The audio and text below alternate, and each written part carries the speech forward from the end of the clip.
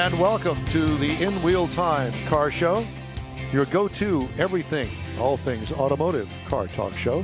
Glad that you could join us on this Saturday. Coming up this hour, if I can get all these pages out of the way, we're going to have the 2021 review of the Dodge Durango Hellcat.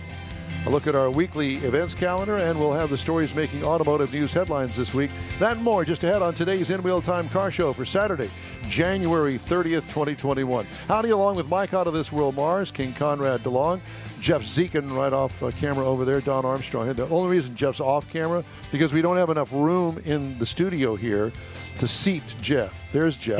And you know what? Everybody wants more Jeff. They do. There he is. And here I am. I know. For the rest of the show, just like this. Just like that. That's perfect. There you go. Okay. Looking up your nose. Well, there is that. So he did that. I had nothing to do with that. At any rate, we're glad that you could join us on this Saturday on the In Wheel Time Car Show. We're going to talk about books. Now, I know this isn't racing. And not all of us can read. Yeah, especially at my age. Look at the glasses that I got now. They're Coke bottle bottoms, but whatever. It works for me. Those trifocals? They're not. Bifocals? No. Those are readers from readers.com. Okay. That's all they are. These are readers from the dollar store. Yeah. Well, I used to do the dollar store readers, but the problem with those is they don't last very long for me. That's why you buy a bunch of them. Well, Yeah. did the prescriptions run out or something? Or you? No, the number just doesn't go high enough for Don right now. It never has. That's when you wear two pair. They melt away. On the line with us is Mr. Ken McGee, and he is here to talk to us today about automotive books. And we'll get to that in just a moment. Ken, how are you? It's good to talk to you. How are you? Ken? Hello, Ken. Hello. Okay. Ken. Well, there goes that interview. But thank you, Ken, for participating. We'll figure it out and maybe be able to get back to you here in a little while. But in the meantime and in between time, I did want to tell you about an automotive recall, and that's the 350,000 Pathfinders over the brake light switch defect. Now, this is the second time that this has happened. They're recalling more than 350 Pathfinder midsize crossovers globally over a defect with the brake light switch that could cause brake lights to remain illuminated even when the brakes are not applied. The latest recall, which affects certain 2013 to 15 Pathfinders, provides a new remedy to previously recalled Pathfinders from 2013 to 2014 model years. So they're recalling the recall. They're recalling the recall because they didn't fix it right. Like the driver, the Takata airbags. The driver also may be able to shift the vehicle out of park or start the engine without depressing the brake pedal, potentially increasing the risk of a crash or rollaway. Okay. Interesting. So, you remember General Motors a few years ago had the power steering and ignition switch recall? Yes. On all of the, hundreds of. Is it a Cobalt? About Is it a Cobalt? Yeah, Cobalt. There was a bunch of Pontiac and Oldsmobile and Saturn products. 800,000 vehicles. So General Motors has agreed to pay out on that in a class action settlement, and they're going to pay out $121 million. Which is nothing. Well, it's $35 million to the attorneys, and each consumer will get about $110. Thank you very much. Class action lawsuits do nothing but make attorneys rich. I mean, my personal opinion. I agree. I've seen class action lawsuits through the years. And, any of those people who had one of those vehicles and that system failed easily spent $1,000 to fix it. We're going to take a bar exam tonight, as a matter of fact. So we can are. get in on some of that money. Not that kind of bar, though. Not that kind of bar. Oh, okay. A different kind of bar. Oh, went right past me. I know I'm it. sorry, went right past me. Very unusual. Boy, I had a dull moment there. Squirrel. It's okay. You have family in California. You know people in Colorado, and that went over your head. Yes. But, when you do the math on some of these big lawsuits that happen, do the math all the way and figure out, they're getting $121 million, but virtually the customers are getting nothing. Right. And then that Plus, you don't rule out the fact of the pain in the butt factor for the people that own the car, because now you got to take the car in again and get it fixed, which will keep you out of the car for 2-3 days. Oh, easily. And then get it fixed, and boy, for all that time and trouble, you're going to pay me $110, $110. Right. I don't The think so. technicians are making more money on it for the repairs. Not than- really. Well, Not they're really. getting a warranty on it. I understand, but when it comes to that kind of, he'll tell you. Yeah. When it comes to that kind of warranty work, mechanic doesn't make anything. Well, off you of that. do enough of them at a time. I mean, Well, yes and no. I mean, ultimately, that when they come to a recall, they've trimmed all of the profit out of it for both the dealership and for the technicians. So, technicians work on productivity. They get paid X amount of time to do a job.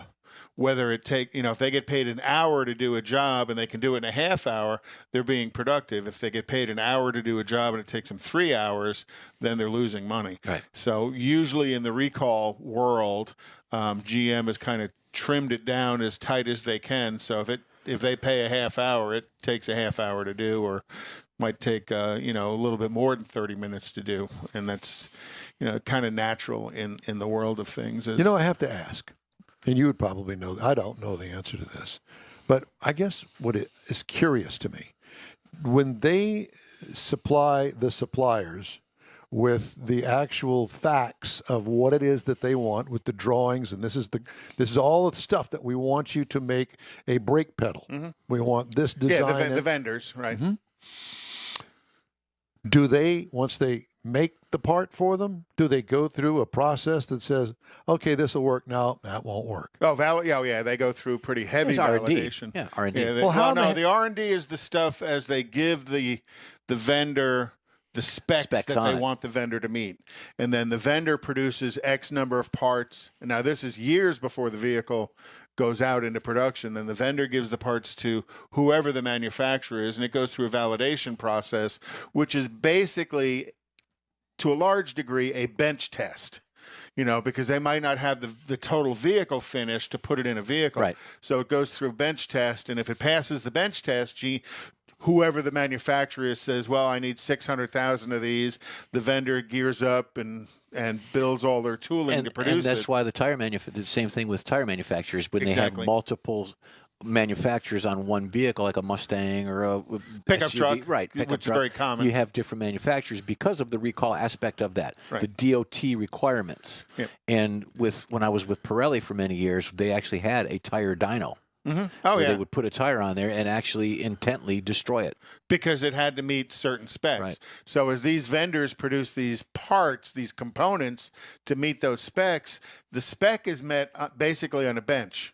And then once they put them in the car and you insert all of these other influences and they begin building the car, now things go wrong, and that can lead to a lot of recalls. Let me ask you this. Does the company that makes the part, which is not the car manufacturer, the company that makes the part, do they not have something in a clause in some sort of a legal document that says, hey, look, if you screw up, you're paying for it, not us? Yeah. There's I'll call it, in my world, when I was working at General Motors, this is a chargeback Mm-hmm. to the vendor, which is why Takata has gone through Chapter 11.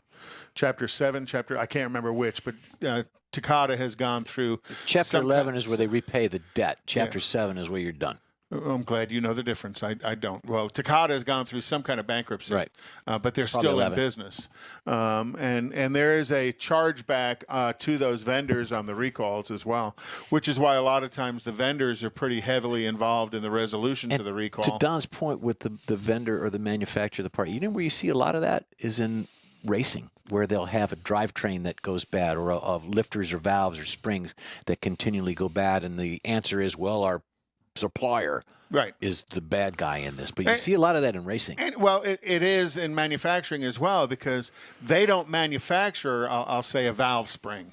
That's bought from another Iski or whoever else makes them. Yeah. And the spec is given to that manufacturer that says, look, I need this spring to sit this tall, need to have this much tension when it's compressed. It needs to be a multi-level spring. It needs to be able to hold its durability at X RPM for X amount of time. They take it, they bench test it, and it works. And then you put it in a car and it breaks. And then you call it. And then you call it Takata after that. Well, you fix it under warranty, and if they can at just fixing it under warranty, there isn't always necessarily a chargeback to the vendor on that, but there can be in certain instances. So, yeah, the vendors are held financially accountable for defective work, but ultimately the buyer holds the manufacturer of the vehicle accountable for it because they don't realize that Takata was making the airbags. Well, it's the end liability is what it is. Right. So they just see, I bought this vehicle and I've had the airbag recalled now 3 times. The same airbag's been recalled 3 times. Well, there must be something wrong with that manufacturer's vehicle when the problem is coming from the vendor that's giving that manufacturer a pretty bad name in the marketplace, and the vendor charges the manufacturer charges the vendor back for that. But the problem, the damage done to the brand is pretty monumental in some instances. Well, let's see. I'm the manufacturer. I'm Chevrolet. I bought all these Takata airbags. Now I got to have them recalled. Mm-hmm. How many customers have I lost as a Chevrolet dealer because they're never going to buy this because we've recalled it 3 times, and it's all on you. So everybody's a loser in this. But there's a bigger picture with all the manufacturers, not just General Motors. Well, but in Takata there is, because Takata was such a wide vendor. Takata provided airbags to probably 80-85% of the industry. That's what I'm saying, yeah. So you can't really fault one car manufacturer. No, it can't. You can't, because you understand the Takata vendor piece, right. But some people don't. I don't understand why then all of these manufacturers put all of this money into one supplier. One vendor, right. Because that way you've got all Takata airbags through pretty much all of your vehicles that you manufacture. How many customers did it cost let's say Chevrolet to go through this BS with Takata? Not only that, but the injuries and the deaths too. All of it. Yeah, and it also had the same impact on the Hondas, on the Toyotas, and on the Nissans. And, everybody's been impacted from it. And with the Takata thing, maybe it's so broad that, they're moving around, but everybody's on the move because their opinion is, I'm recalled 3 times for the same thing. And I say that because the recall you just talked about was a recall of a recall, which generally meant that the vendor was involved in resolving the recall. And that's why sometimes when a recall is announced, it's announced before the parts are available.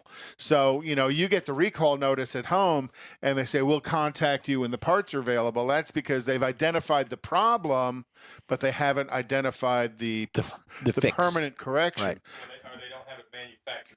Or they don't have the part manufactured for the permanent correction, which is where Takata comes in.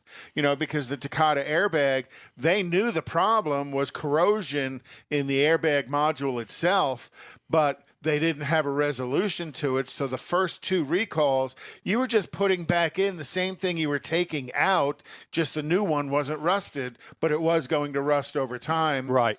Based in whatever your environment And originally, when you said you just brought it up with the rust or the corrosion, it was only in certain states they were finding this, and then it blossomed and blew up into everywhere. Yeah, because it was originally in the Gulf Coast area. Well, Arizona, the Arizona wasn't involved. Colorado wasn't involved because they Temperate, didn't have the humidity issues. So, and then, anything on corrosion, certain parts of the country aren't going to experience it like others early on, but they're going to experience it. So that's why Takata airbags went bust. Basically worldwide, because they were such a huge vendor of airbags to Europeans, Koreans, American, everybody used them. and Asian cars. Everybody used them.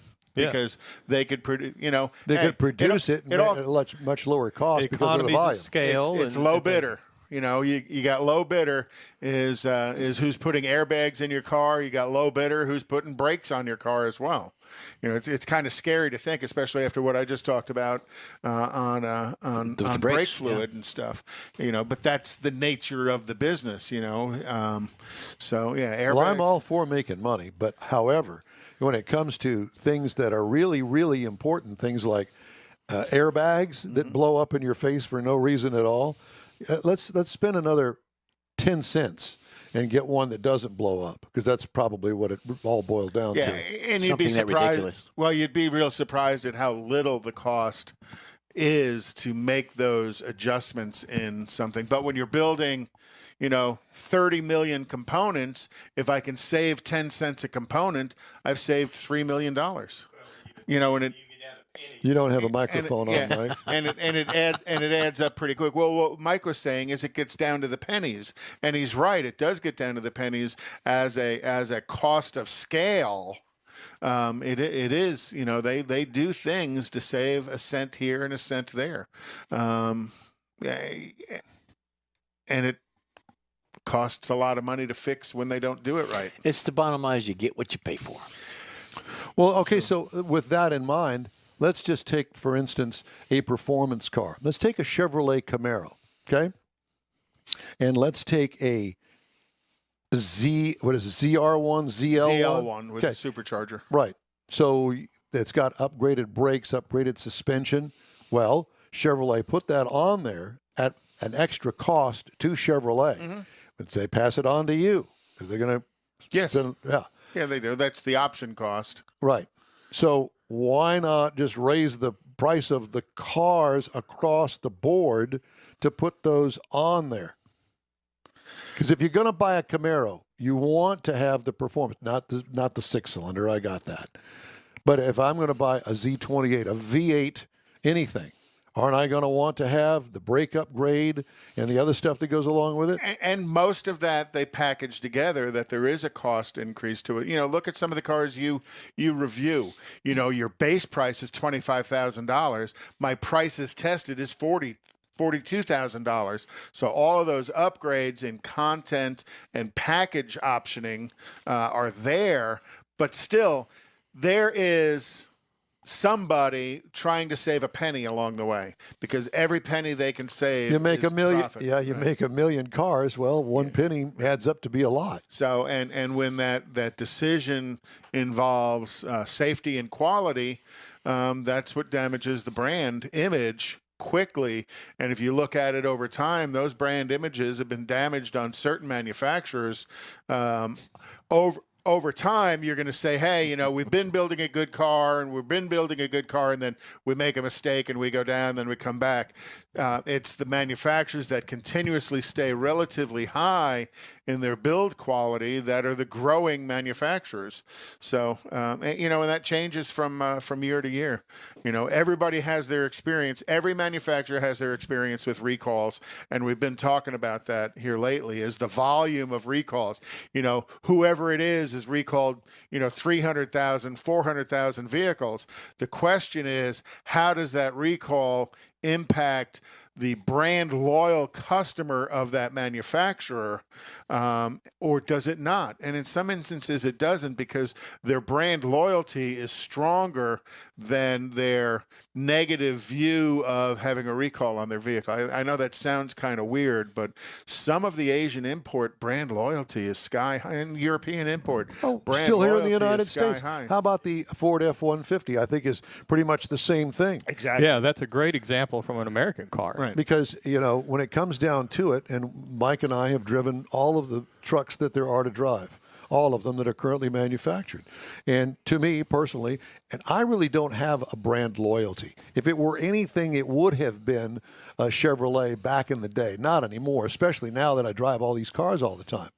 But I will say that, and I was never a huge Dodge truck fan, but in current day, the Ram brand, it tops them all. Oh, absolutely. I mean, I same agree. thing. I've had Fords. I was real partial to Chevrolet, particularly when my dream, my best buddy was the service manager, and my son worked at the Chevrolet dealership. Yeah. Service was great. Yeah. Well, you know, George came on and said that Takata actually did file Chapter 11, and they're selling their assets to somebody else in Japan. Thanks, George. I appreciate that. I didn't don't have buy time to the go look. assets because they'll blow up before you get them. Oh, they'll rust. I one was of the always two. a GM fan or a GM brand loyal because my dad was with General Motors. Sure. So I think the last one I That's had. how they build those Right. brands. The last one I got was from Richardson Chevrolet, as a matter of fact. No, good, Had these good to know. buffed little pinstripe lines in the edges of the paint, right? Well, I'll tell you. So my cousin Steve up in Wisconsin, you guys know him. He had his ginormous, like 40-foot trailer that he towed around. It was a fifth wheel. And he had a Chevrolet Silverado 3/4 ton, single wheels in the rear. Okay. And he drove it, I don't know. It was out of warranty, 50,000 miles or something on it.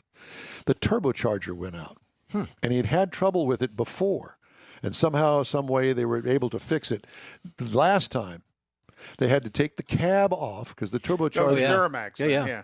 Because the turbocharger is underneath the cab, so they had to lift the cab off. Took him 2 weeks on the road with the fifth wheel behind him. Oh, gosh. He was ticked, and I'm saying that nicely. Ford has the same And thing. that Yeah, was yeah. and that was the end of the Chevrolet brand for him. It's neat when you walk to the shop and you see the The cabs are up here, and you got the technicians basically rodeoing the engine Exactly. and transmission because he's got one leg on each side of it while he's sitting on it and working on it. It's So the actually brand more the brand common than you loyalty think. went out the window. He's back in a Ford now. Yeah, I used to walk through the shop, and then it would be like that, and the technicians crawling around. I need to drive that at 4 o'clock for a test. Well, they actually have jumper harnesses that you can jump the cab down to the chassis, even though the cab's up in the air. So you can lower the cab enough to get in and start doing stuff to make sure that everything you're plugging in is working. All right. Well, that was a good discussion. 1021. I shouldn't even say that. I don't know why. That's an old disc jockey thing coming out. But it's time now, which is what I'm kind of getting to. It's time for this hour's car review, which is a 2021 Dodge Durango. And Mr. Mars has that. Dodge Durango SRT Hellcat. Oh gosh, why do All-wheel drive. Why do they give you Hellcats? They should learn from that. I No, love it. he should say, I'm sorry, I can't because I've got too many tickets and my driver's license has been suspended. No, he just sits there with a smile on his face. You're and right. Says, And- do you and- have the red key fob? And guess what's coming next week? And guess what's coming the week after that? Oh no. No. So we're talking about today. We're talking about the 2021 Dodge Durango SRT Hellcat. Now, so right now is the only year they're going to make it. This is a 1-year deal that they're putting all this together. That's a shame. That's That's too bad. gorgeous. And if you look at it, it looks like a full-size SUV. Looks but like a Shelby. it's actually Yeah. smaller. No. It's in fact, FCA prefers to call it a mid-size, which if you look at their lineup, it should be full-size. But either way, so you're talking about a mid-size SUV that has the Hellcat engine in it. So actually, you can get the Durango in 5 trim levels. This is the 3rd gen, but this thing's been around since 2011. They just keep tweaking it and making things a little bit better. So for this year, for the SRT model, they got a new front fascia. It's been kind of redesigned, give it a little more aggressive look to it. It's got the long body lines that come and raise up into the rear fender lines. The Hellcat hood. And the Hellcat hood, and it's all done. But if you look at it, if there's a red one out there, I don't know why I didn't grab that picture instead of this one. But if you look at it, to me, that profile, the lines on it remind me of the Dodge Magnum RT from the Okay, profile look okay. at it from the back. Cool car. And I just really like the way that it looks. So it does have the sculpted hood, the Hellcat hood. It's got the functional hood scoops with the heat extractors, the air intake. I think it's like 60% of the air for the supercharger comes in through that air intake. So it's all very functional. It's got full LED lighting system, including the racetrack outline on the rear of it that some of the Dodge products have become known for. That's a good-looking truck. Got a really full is. power lift gate on it. It's got the big red Brembo brakes so that it can stop this thing because it's rolling on some 20 by 10 wheels that are wrapped with some Pirelli rubber 20 on by it. 10? 20 by 10. Now, well, in the rear, are they a staggered fit, or is that all the way No. around? 2010's all the way All the around. way around. Pirelli rubber. That's a road course truck there. Yes, sir, and it'll hook them up. And if you get to the inside of it, again, this is the 3rd gen, and it's been around now, I guess, typically for 10 years, which is kind of long for a model, but it's serving its purpose quite well. So for the SRT, it's got 2x2x2 seating. It's a 6-passenger, but it's 2 and then the 2 in the middle, and then the 3rd row. So it's got performance leather, and it's got suede inserts, and we had the optional suede headliner on the vehicle that we were driving. And it comes with a big 10.5-inch screen there in the center stack, and that's where you're going to find the new Uconnect 5. That's going to give you screen access to everything, all the convenient controls.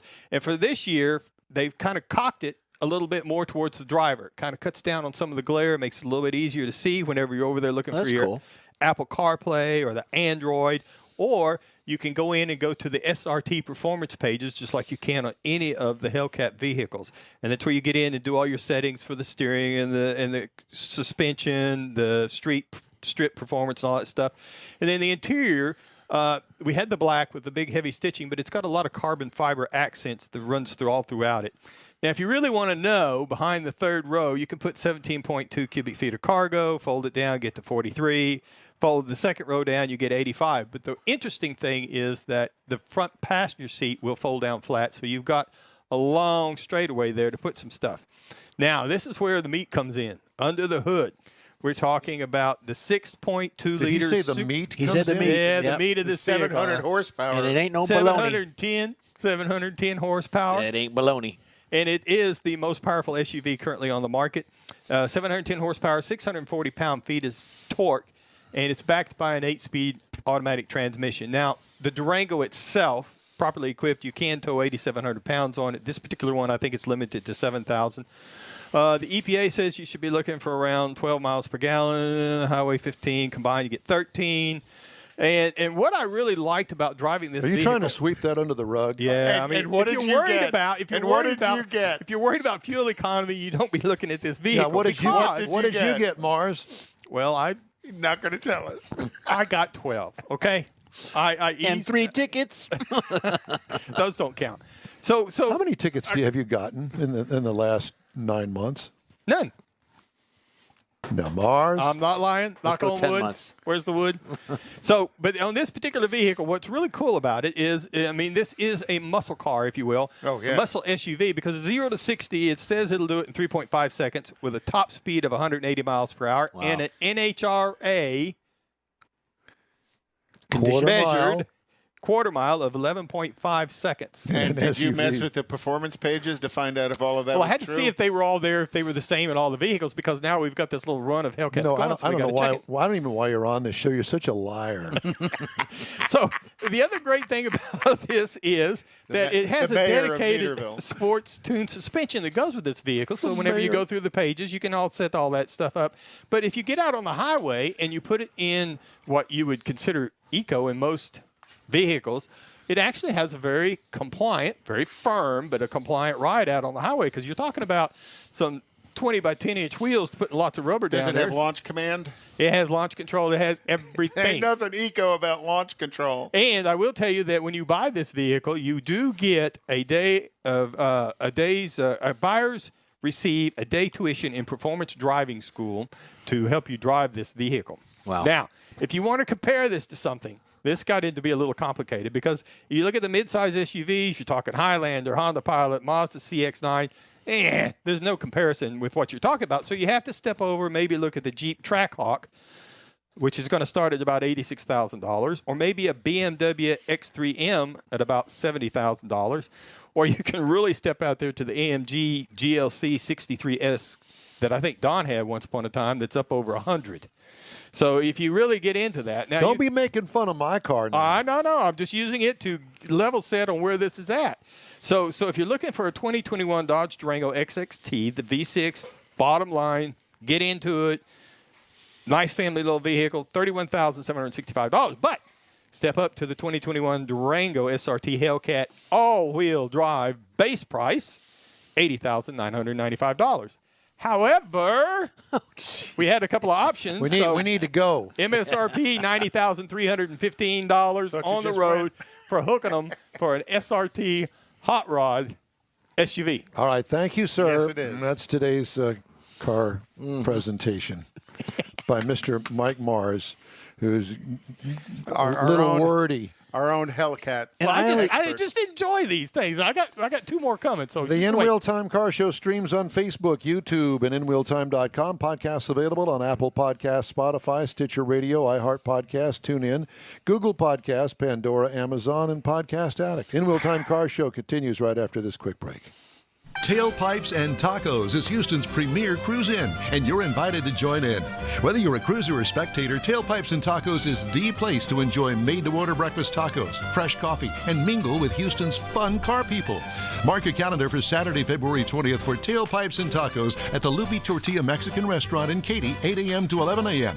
Tailpipes and Tacos is free, and everyone's invited. You'll see collector cars, hot rods, customs, magnificent originals, and resto mods all at one location. Cars from all over Southeast Texas cruise in and show off in a friends and family event at the Lupi Tortilla Mexican Restaurant on the Grand Parkway at Kingsland Boulevard, just south of I-10 in Katy. Drag racer, car enthusiast, and Lupi founder Stan Holt brings you Houston's hottest cruise in, Tailpipes and Tacos, Saturday, February 20th, 8 a.m. to 11 a.m. at Lupi's in Katy. The In Wheel Time Car Show will be there too. Get your ride ready, and we'll see you at the Tailpipes and Tacos Saturday morning cruise in, February 20th, 8 to 11 a.m. at Lupi's in Katy, weather permitting.